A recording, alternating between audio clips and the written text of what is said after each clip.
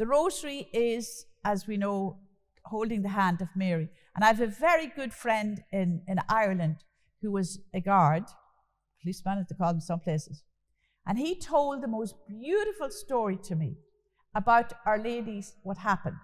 He said that when, maybe he's listening to me over there in Ireland, he's a big Medjugorje man. He told me that when he was a young guard in Dublin, he said the 5 of them from the family were guards. But he was brought up, and they're very Catholic. And he said when he was a young guard, they were following this drug cartel in the early days of the drugs coming into Dublin and to Ireland.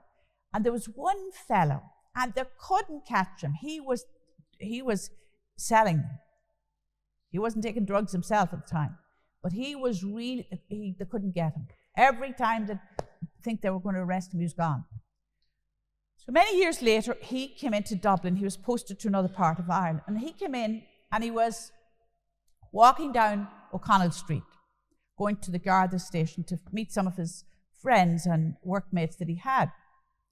And to his surprise, he sees the guy that they were all looking for 7 or 8 years before, lying in a doorway, really, really out of it. So he goes over to him, and he said to him, "Are you hungry?" He thought, no point. He had succumbed to the drugs, you see. And he said, "Are you hungry?" The guy just looked with glazed eyes. And then he said to him, "Do you want some help?" No answer. Then he said he got the strongest prompting, because his mother always told them, never leave home without your rosary, because your rosary is the weapon that Satan hates. Hold on to the rosary, pray the rosary. So when he's standing there looking at this poor fella who has succumbed to almost dying, he put his hand in his pocket and he thought, will he take the rosary? He handed him the rosary, and the guy's face lit up, and he held the rosary in his hand like that. He took it from him. And Martin said, so he prayed for him. He went back to the Garda station, and he never told any of them in the Garda station what he had done, or did he met him or anything, because he thought, no, I'll leave it. He's dying. He's not going to do anybody any harm to the poor fellow. About a month later, he was back in Dublin, and he went in to the Garda station, and the fella said to him, "Martin, do you know the guy that we tried to find for so many years?" He said, he was found dead the other day in a doorway.